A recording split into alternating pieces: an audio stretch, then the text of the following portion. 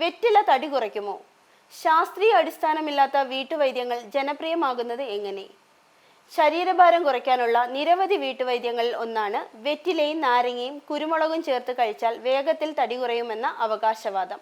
എന്നാൽ ഈ രീതിക്ക് ശാസ്ത്രീയപരമായ അടിസ്ഥാനമുണ്ടോ എന്നത് പരിശോധിക്കാം.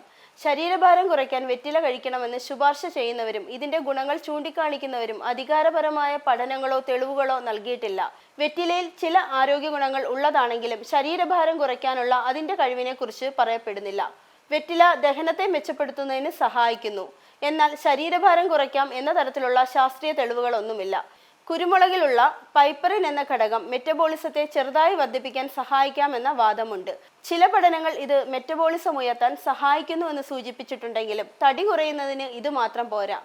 നാരങ്ങയിൽ അടങ്ങിയിട്ടുള്ള സിട്രിക് ആസിഡ് ദഹന പ്രക്രിയയിൽ ചെറിയ മാറ്റം ഉണ്ടാക്കാമെങ്കിലും ഇത് ശരീരഭാരം കുറയ്ക്കാൻ സഹായകമല്ല.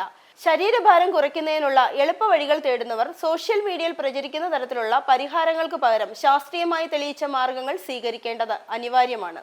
കലോറി നിയന്ത്രണം ശ്രദ്ധിക്കുക. ശരീരഭാരം കുറയ്ക്കാൻ ശരിയായ ഭക്ഷണക്രമം തിരഞ്ഞെടുക്കുക. പ്രോട്ടീൻ, നാരുകൾ, ആരോഗ്യപരമായ കൊഴുപ്പ് എന്നിവ അടങ്ങിയ ഭക്ഷണം സ്വീകരിക്കുക.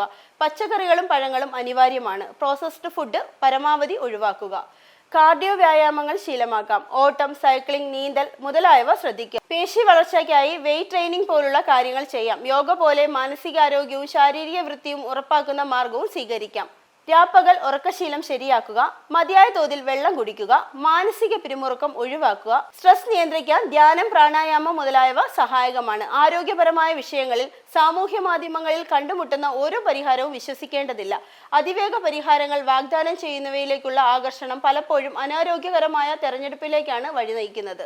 ശരീരഭാരം കുറയ്ക്കുക എന്നത് ഒരു ദൈനംദിന പരിശ്രമമാണ്. ഭക്ഷണക്രമം, വ്യായാമം, മാനസികാരോഗ്യം എന്നിവയെല്ലാം ഉൾപ്പെടുന്ന സമഗ്രമായ സമീപനമാണത്. വീട്ടുവൈദ്യങ്ങളും സോഷ്യൽ മീഡിയയിലെ ട്രെൻഡുകളും ഇതിനൊരു വേഗ പരിഹാരമല്ല.